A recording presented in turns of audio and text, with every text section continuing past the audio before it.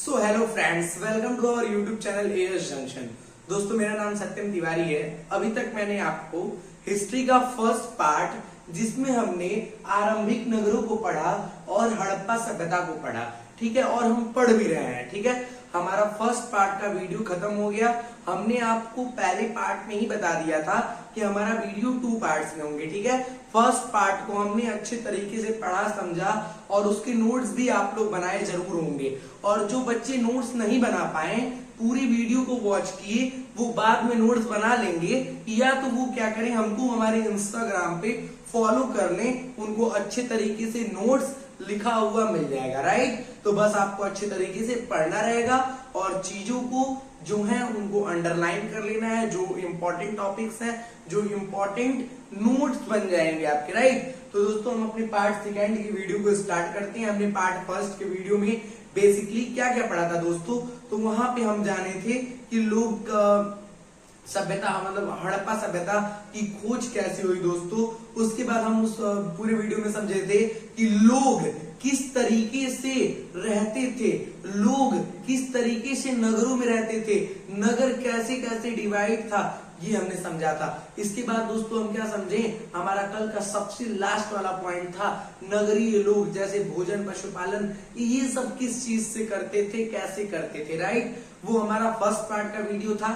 जिन लोगों ने वो वीडियो नहीं देखा है फर्स्ट पार्ट का, वो एक बार जाके फिर से देख लेंगे।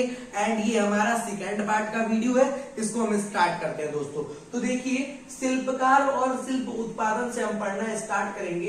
एकदम हाईलाइट कर लीजिएगा। वाई? क्योंकि लोग ना एकदम कला में एकदम बेहतरीन प्रदर्शन दिखाते थे अपना। हम लोग तो जानते हो भाई, कला तो नहीं कर पा रहे हैं उतना हम बढ़िया से, लेकिन कला में बेहतरीन प्रदर्शन दिखाते थे। कैसे, तो समझना भैया। धातुएं, इनकी धातुओं में क्या होता था, तो पत्थर, शंख के अलावा तांबे, कांसे, सोने और चांदी की वस्तुएं मिली हैं। बाबू देखो, पत्थर शंख तो मिला है, लेकिन उसके साथ देखो ये सब क्या कर लिए, तो तांबा भी ढूंढ लिए, कांसे भी हैं इनके पास, और सोने और चांदी भी हैं। तो बाबू एक चीज याद रखना, शंख और पत्थर को तो आप जान ही रहे हो उससे क्या होता है, तो एक चीज और जान लेना, जो हमारे तांबे और कांसे थे ना दोस्तों, इससे क्या बनता था, तो इससे बनता था हथियार, जिससे कूट देते थे सब जानवरों को। और एक क्या था, सोने और चांदी। सोने और चांदी से दोस्तों क्या बनता था, तो बड़े बड़े गहने, अच्छे अच्छे सुंदर सुंदर गहने और बड़े बड़े बर्तन, जिसमें भोजन करते थे सब, ठीक है। तो याद रखना, तांबे और कांसे से नोट कर लेना बाबू, ये क्या बनाते थे, हथियार मारने के लिए।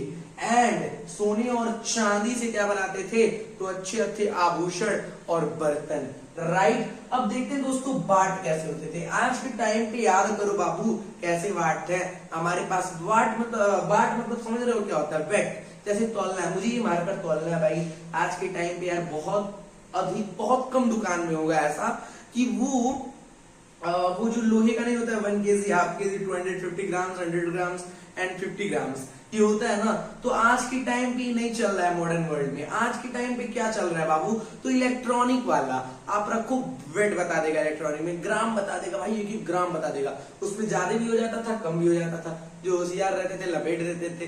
लेकिन आज के समय पे इलेक्ट्रॉनिक्स वाला आ गया है, तो लपेटना आसान नहीं है।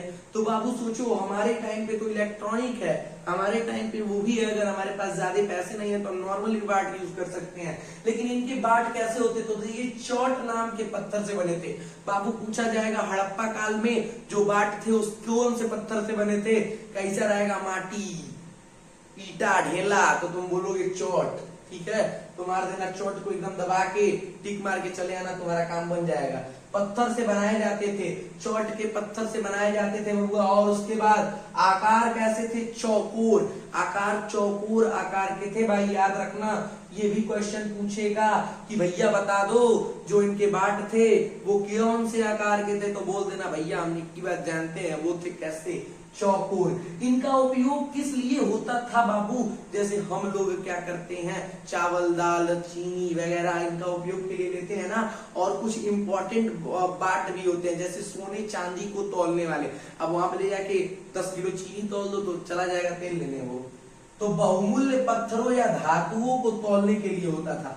बहुमूल्य पत्थर और धातुओं को क्या होता था बच्चा, तौलने के लिए होता था, राइट। अब देखो बाबू, हम मुहरों की बात करते हैं, ये सब बाबू अपना वो भी दे रहे थे यार, देख रहे हो, ब्रांड बना रहे थे सब, मुहर और दबा के मार रहे हैं, मार के थप्पा हो गया, खत्म, हमारा ब्रांड बन गया। तो मुहरों को देख देते हैं, ये भी चौकोर होता था। पूछेगा मुहर कैसा होता था, बोल देना चौकोर होता था। एक दो बात और याद रख लेना, बेसिकली ये किसका बनता था, जानवरों का। कैसे बनता था, देखो याद करना, पत्थर की होती थी, जिन पर आकार किस चीज का होता था, जानवरों के आकार के चित्र हुआ करते थे। इससे क्या होते थे दोस्तों, तो जानवरों के आकार के बाबू चित्र हुआ करते थे, और एक लिपि खुदी हुई होती थी। इस पे एक लिपि भी खुदी हुई होती थी। राइट, हम मुहरों को समझ लिए, आगे बढ़ते हैं। या कपड़वा कैसे पहनते थे, आज के टाइम में तो ब्रांड बन गया है, नेट प्ले है, तो वो है, लेकिन हम फिर भी ठेला वाला उठाते हैं। जो शर्ट टी शर्ट पहना है वही 100 रुपए ठेला पर गया है, ठेला पर का पहनो बढ़िया है, कोई दिक्कत नहीं है। मौजूदों से कपड़े के टुकड़े की अवशेष चांदी के एक फूलदान के ढक्कन पर चिपके मिले हैं। देखो भैया, कपड़ा का जो अवशेष था ना, तो वो कहां से मिले हैं, तो चांदी का। देख लो भैया, क्या था, चांदी के एक फूलदान थे। क्या था, चांदी का एक फूलदान था, उसके ढक्कन पर इनके कपड़ों के अवशेष मिले हुए हैं। तब हम जानते हैं, ओ भाई, ये कुल कपड़ा वो बढ़िया वाला यूज करता रहना था। अब देखते हैं भैया, यहाँ तक हम समझ लिए। अगर आपको कोई दिक्कत होगा तो आप कमेंट में बताना कि भाई ये दिक्कत है, तो हम आपकी जरूर मदद करेंगे, ठीक है। हम लोग बात कर रहे हैं, समय काल है 4700 साल पहले, 2700 ईसा पूर्व से लेकर 1900 ईसा पूर्व तक। याद रखना बाबू, एक बार और बता रहा हूँ, ये पॉइंट स्टार नोट करना। समय इंपॉर्टेंट नहीं है, आप डेट इंपॉर्टेंट मत याद करके चलना बाबू, क्योंकि कोई डेट का आता पता नहीं है। 1900 की जगह अगर 1850 लिख दोगे तब भी उतना ही नंबर मिलेगा। राइट, अब देखते हैं बाबू, कच्चा माल और व्यापार ये कैसे करते थे। कच्चा माल जो होता था वो क्या होता था, व्यापार प्रणाली इनकी कैसी थी, तो समझते हैं बाबू। कच्चा माल और वो कहां से मंगाया जाता था, ये जानना जरूरी है। कच्चा माल क्या था और भैया वो मंगाया कहां से जाता था। तो जो हमारा तांबा था बाबू, वो राजस्थान और ओमान, पश्चिम एशिया से मंगाया जाता था। कहां से मंगाया जाता था तांबा, तो बाबू वो मंगाया जाता था राजस्थान और ओमान, जो कि क्या है बाबू, पश्चिम एशिया से मंगाया जाता था भैया।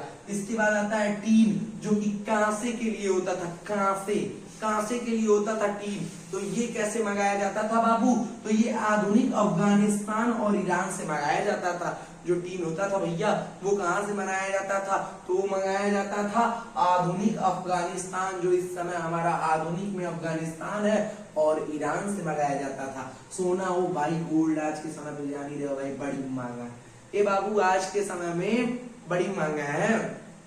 जो सोना था उनका उस समय, जो अभी आधुनिक समय में कर्नाटक से मंगाया जाता था। अच्छा भाई, ये जीरो लेवल का क्वेश्चन पूछ लेते हैं, जरूर बताना। चलो, ये कर्नाटक का कैपिटल बता देना, मैं भी जान जाऊंगा कि तुम पढ़ रहे हो। पढ़ क्या रहे भाई, एकदम जीरो अधूरा क्वेश्चन है, अगर सोचना पड़े तो समझ लो गड़बड़ है। तो कर्नाटक का कैपिटल बता देना, थोड़ा मजा आ जाएगा। मुझे भी लगेगा कि हाँ बच्चे भाई मजे में है, पढ़ रहे हैं दबा के। बहुमूल्य पत्थर भी हुआ करते थे बाबू, बहुमूल्य पत्थर ये सब देते थे किसको, अपने पत्नियां को। तो गुजरात, ईरान और अफगानिस्तान से मंगाए जाते थे। बहुमूल्य पत्थर कहाँ से मंगाए जाते थे, गुजरात, ईरान और अफगानिस्तान से मंगाए जाते थे। यहाँ तक समझ में आया बाबू, ये हमारा 7 पॉइंट क्लियर हो गया। अगर आप दोनों वीडियो को मिला के नोट्स बनाते चल रहे होगे तो आप देखिए होगे कि आपका 7 पॉइंट्स क्लियर हो चुके हैं। अब हम आगे की तरफ बढ़ते हैं। अगर आपको जो भी चीज ना समझ में आया हो, आप हमको फटाक से बताइएगा और हम आपको फटाक से बताएंगे, ठीक है। आगे की तरफ चलते हैं। तो अब दोस्तों, अब हम समझेंगे कि गुजरात में हड़प्पा के 2 बेहद महत्वपूर्ण जो शहर मिले थे वो कौन से थे। दोस्तों भाई यार, याद रखना मेरे भाई, कोई भी हो यार, बस आप एक चीज याद रखना, ये दोनों चीज को याद करके चलना, क्योंकि बाबू इसके नोट्स अगर नहीं रखोगे तो भूल जाओगे। और ये बहुत इंपॉर्टेंट है, हर जगह पूछा जाता है बाबू, चाहे स्कूल में पढ़ रहे हो, चाहे बोर्ड्स हो, चाहे आप कहीं कंपटीशन एग्जाम की तैयारी कर रहे हो, हर जगह पूछे जाते हैं, ठीक है। तो नोट करके चलना बाबू। तो दिया है हमारा अगला पॉइंट है, गुजरात में हड़प्पा के 2 बेहद महत्वपूर्ण शहर मिले, वो कौन कौन से थे बाबू। तो पहला था धौलावीरा और दूसरा था लोथल। हम दोनों को एक एक करके पढ़ेंगे। सबसे पहले हम पढ़ेंगे धौलावीरा को। दोस्तों देखो, धौलावीरा जो था यह शहर अन्य शहर के मुकाबले दो भागों में नहीं बटा था, बल्कि यह शहर अन्य शहर के मुकाबले 3 भागों में बटा था। ठीक है, कितने भागों में बटा था? 3 भागों में बटा था। अन्य शहरों के बराबर में जो हड़प्पा के अन्य शहर थे उससे बहुत अलग था और 3 भागों में बटा था। तो आपका एक क्वेश्चन बन जाएगा कि चलो भाई बता दो, ऑब्जेक्टिव क्वेश्चन बन गया है, बता दो भाई कि हड़प्पा शहर में कौन सा ऐसा शहर था, कौन सा ऐसा नगर था जो कैसे बना था? 3 भागों में बटा था। तो आप क्या बोलोगे? हमारा धौलावीरा तो है भाई। उसके बाद हर भाग के चारों ओर पत्थर की ऊंची दीवारें थी। देख लो भाई, हर जो मतलब जितना भी 3 भाग था तो हर भाग के तीनों ओर बड़ी बड़ी ऊपर की मतलब पत्थर की इमारतें थी। क्या थी? इमारतें, दीवारें थी और बड़े बड़े द्वार थे। वो द्वार थे जैसे कि बाबू अगर वो द्वार बंद हो जाएंगे तो कोई आ नहीं सकेगा। ठीक है, देखो इतने सेंस इनके पास कैसे था यार, बड़े बड़े बनाए हुए कि कूद के भी उछल के भी ना आ पाओ।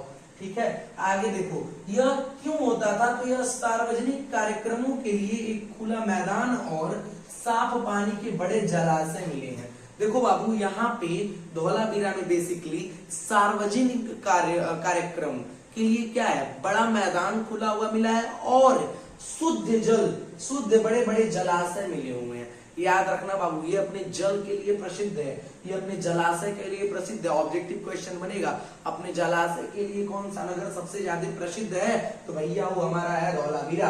अब देखो, यह सफेद पत्थरों पर हड़प्पा लिपि के बड़े बड़े अक्षरों को खुदा पाया गया है। इसी जगह पे बाबू बड़े बड़े पत्थरों पे, सफेद बड़े बड़े पत्थरों पर हड़प्पा लिपि के बड़े बड़े अक्षरों में उस पे खुदा हुआ पत्थरों पे निशान पाया गया है। ये बेसिकली आप याद कर लेना धौलावीरा में। ठीक है, अब दोस्तों हम अपने इसके सेकंड नगर के बारे में समझते हैं जो कि हमारा लोथल है। ये हमारा सेकंड टाउन है। अब हम सेकंड नगर को समझ रहे हैं, लोथल। ये भी बहुत अच्छा होता है बाबू। ये किस नदी के किनारे होता है? तो जल्दी से बोल दोगे, साबरमती की उपनदी के किनारे बसा था। साबरमती के उपनदी के किनारे बाबू ये बसा था, जहाँ कीमती पत्थर जैसे कच्चा माल आसानी से मिल जाता था। यहाँ पे बाबू कीमती पत्थर, कच्चा माल बहुत आसानी से क्या होता था? मिल जाता था। दोस्तों, यहाँ एक महत्वपूर्ण बंदरगाह था जहाँ समुद्र के रास्ते आने वाले जहाज रुकते थे और सामान का उतार चढ़ाव होता था। बंदरगाह का मतलब क्या होता है बाबू? जैसे कि पोर्ट, क्या हो रहा है कि अगर आप ओशियंस के रास्ते कोई सामान को ले जा रहे हो तो वो उसका एक स्टॉप पॉइंट होता है, पोर्ट, जहाँ पे सामान उतारा जाता है या वहां से सामान चढ़ाया जाता है। तो ये बाबू अपने बंदरगाह के लिए भी प्रसिद्ध था। आपसे पूछा जाएगा हड़प्पा सभ्यता में, सिंधु घाटी सभ्यता में सबसे ज्यादा कौन सा नगर अपने बंदरगाह को लेकर प्रचलित था? तो बच्चों वो था हमारा लोथल। आप याद रखना इस चीज को। और आगे क्या होता है, यहाँ एक बड़ी इमारत मिली जो शायद मनके बनाने का कारखाना थी। देखो यहाँ पे बाबू एक बहुत बड़ी क्या मिली? इमारत मिली। और उस इमारत में बेसिकली क्या होता था बच्चों? तो उस इमारत में होता था मनके बनाने का। देखा गया कि लोग, अरे भाई यहाँ पे तो ऐसे ऐसे मनके भी हैं जो अध बने हुए हैं, पूरे तरीके से बने नहीं है। और कुछ कुछ ऐसी चीजें थी जो कि हथियार औजार बनाने वाले भी मिले हैं, मुहरे बनाने के लिए। तो ये अध बने हुए भी मिले हैं, बने हुए भी मिले हैं। ठीक है, ये हमको साक्ष्य मिले हैं। तो ये दोस्तों हमने लोथल को समझ लिया और दोस्तों ये हमने समझ लिया धौलावीरा को। राइट, अब इसके बाद हम अपने आखिरी पॉइंट तक चलते हैं। यहाँ तक बच्चों जिसको जो नहीं समझ में आया वो जरूर बताएगा कमेंट बॉक्स में, हम उसकी जरूर सपोर्ट करेंगे। शॉर्ट वीडियो लाकर सपोर्ट करें या सेशन खत्म होने के बाद जब लाइव क्लास रखेंगे तो उस बच्ची की चीज को नोट किया जाएगा। बाबू अभी तक 10-15 लोगों की चीजों को नोट कर लिया गया है जो उन्होंने पूछा है। ठीक है, तो ऐसे ही जब आप लोगों को कोई दिक्कत होगी तो आप बताइएगा। उन्होंने जियोग्राफी से भी क्वेश्चन पूछे हैं, तो ऐसा नहीं है भाई मैं हिस्ट्री लेके चल रहा हूँ तो आपको जियोग्राफी नहीं बताऊंगा, ऐसा कुछ नहीं है। हिस्ट्री में लेके चल रहा हूँ फिर भी जियोग्राफी में अगर आपको नहीं आ रहा है तो मैं पढ़ाया हूँ, जरूर बताऊंगा। राइट, तो हमने यहाँ तक धौलावीरा और लोथल को समझ लिया जो कि हड़प्पा के 2 बेहद महत्वपूर्ण नगर थे। आपको याद रखना है, ये सर बहुत इंपॉर्टेंट थे उस समय। अब दोस्तों हम आगे बढ़ते हैं। ठीक है, अब हम चलते हैं आगे। अब दोस्तों हम अपने आखिरी पॉइंट पे आ चुके हैं जो कि हमारा आखिरी पॉइंट है लिपि और सभ्यता का अंत। लिपि क्या था हड़प्पा सभ्यता का और सभ्यता का अंत कैसे हुआ? तो दोस्तों देखो, रहस्यमय लिपि क्या थी? तो हड़प्पा की लिपि एक चित्र लिपि थी। कैसे लिपि थी दोस्तों? चित्र लिपि थी। और बाबू इसे आज तक कोई पढ़ नहीं पाया। आज तक याद रखना, ये चित्रलिपि थी, पहली बात तो ये। एंड आज तक कोई इसे पढ़ नहीं पाया। यदि इसे पढ़ लिया गया होता तो क्या होगा जानते हो? सभ्यता के कई और राज्य सामने आ सकते हैं। बाबू मान लो जिसे कुछ नहीं पढ़ा गया, जिसे हम समझ ही नहीं पा रहे हैं, उसमें जब हम इतना कुछ समझ गए तो जब हम इसे पढ़ लेते तो पता नहीं और क्या क्या हुआ था, और हम पता नहीं क्या क्या जान गए होते। तो इनकी लिपि चित्रलिपि थी और दोस्तों इन्हें पढ़ नहीं पाए, इसीलिए बहुत सी चीजों को हम नहीं जान पाए। नहीं तो अगर पढ़ लिया जाए तो हम और चीजें जान जाएंगे। देखो दोस्तों, सभ्यता का अंत लगभग 3900 साल पहले हो गया। जो हमारा सभ्यता था उसका अंत लगभग आज से 3900 साल पहले हुआ। अचानक इस सभ्यता में बड़ी बदलाव आने लगी। दोस्तों इस सभ्यता में अचानक से बहुत बड़ी बदलाव आने लगी। और बाबू वो बदलाव क्या थी तो समझना आप, लोगों ने शहरों को छोड़ दिया। अब देखो भाई क्या हो रहा है, अब लोग क्या कर रहे हैं ना, जो पहले लोग शहर में रहते थे अब वही उस शहर को छोड़ दिए। जिन लोगों ने उस शहर को इतना सुंदर बनाया, जिन लोगों ने उस शहर को इतने तमाम तरीके से व्यवस्थाओं से भरपूर मजबूत बना दिया, आज वही शहर से लोग आखिर क्यों भागने लगे? उसके बाद मोहरे और बाटों का प्रयोग बंद हो गया। दोस्तों जो मोहर और जो बाटे इतनी प्रचलित थी वही प्रयोग में नहीं आने लगी, उन्हीं का प्रयोग बंद कर दिया गया। दूर से कच्चे माल आने बंद हो गए। जो दूर दूर से कच्चे माल आते थे, कर्नाटक, राजस्थान, अफगानिस्तान, इस सब जगहों से कच्चे माल आने बंद हो गए। ये बहुत बड़ा कारण था क्या होने का? तो इस सभ्यता का अंत होने का। इसके बाद सड़कों पर कचरे का ढेर लगने लगा। अब किसी को कोई साफ सफाई से टेंशन ही नहीं। ऐसी सभ्यता जिसमें नाली इतनी सुंदर तरीके से बनाई गई हो, ऐसी सभ्यता जिसमें लोग कचरा बाहर रोड पे नहीं फेंकते थे, ऐसी सभ्यता जिसमें पानी अगर एक बार स्नानागार में पड़े फिर उस पानी को निकाल दिया जाता था और ना वेस्ट किए फिर उस कुएं में डाल दिया जाता था। तो सोचो इस सभ्यता में क्या हुआ बाबू? तो सड़कों पर कचड़े ढेर लगने लगे, कचड़ों के ढेर लगने लगे। सोचो भाई। तो बाबू देखो, ये बेसिकली हमारे सभ्यता के अंत का कारण था। लेकिन कुछ वैज्ञानिक के आधार पर हम कारण को समझते हैं। अंत का संभावित कारण जो कि वैज्ञानिकों के मत के हिसाब से है, इसको भी आप याद रखिएगा। तो पहला पॉइंट है नदियों का सूखना। वैज्ञानिकों ने ये बोला बाबू कि जो हमारे नदी थे सूख गए, पानी की कमी के कारण लोग पलायन कर गए, मतलब पानी के कारण के लोग भागने लगे, पानी के कारण से लोग रह नहीं पा रहे थे। और पानी बहुत जरूरी भी होता है हमारे लाइफ के लिए, जिससे हम जीवित रहते हैं। ये भी कारण हो सकता है जो कि हमारे विद्वानों के मत के हिसाब से है। इसके बाद दूसरा पॉइंट उन्होंने बोला कि जंगल का विनाश। दोस्तों ईंधन पकाने और धातु पिघलाने के लिए बहुत अधिक लकड़ी जलाया गया, जिसके पर्यावरण बिगड़ गया।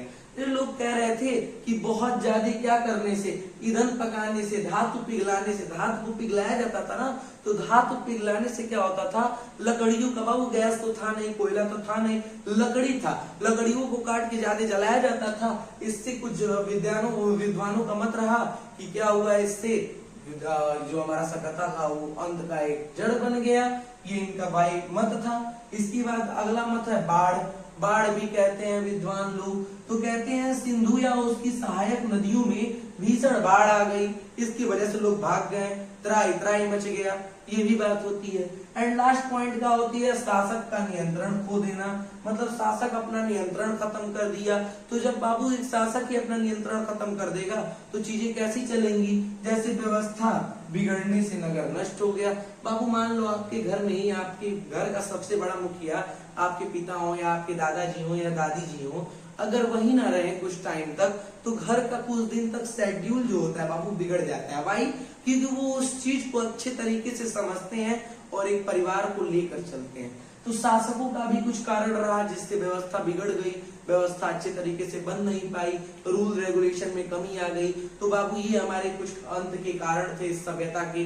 तो मैंने आपको बेसिकली कुछ इंपॉर्टेंट भी ऐसा बताया जो बुक में भी है, और बाबू कुछ ऐसा भी बताया जो हमारे विद्वानों के मत के हिसाब से था इस सभ्यता का विकास का कारण। तो आप बाबू नोट्स जरूर बना लीजिएगा। क्लास हमारा खत्म हो गया, ये पूरा चैप्टर अच्छे तरीके से हमने पढ़ लिया। अगर आपको कोई यहाँ से दिक्कत हुई हो तो आप हमसे पूछ सकते हैं, हम आपकी मदद करेंगे। हमारे इंस्टाग्राम अकाउंट का नाम है एएस जंक्शन बच्चों। क्या नाम है? तो एएस जंक्शन। आप एएस जंक्शन इंस्टाग्राम अकाउंट पे आप फॉलो करिए और जो भी दिक्कतें आपकी होंगी वहां पे सॉल्व किया जाएगा। राइट, तो हम वीडियो को समाप्त करते हैं और अगर किसी को कुछ ना समझ में आया हो तो वो हमें बताएगा। ठीक है, जय हिंद, जय भारत। और आप मन से पढ़िए, कोई दिक्कत होगा तो बताइए। Bye bye.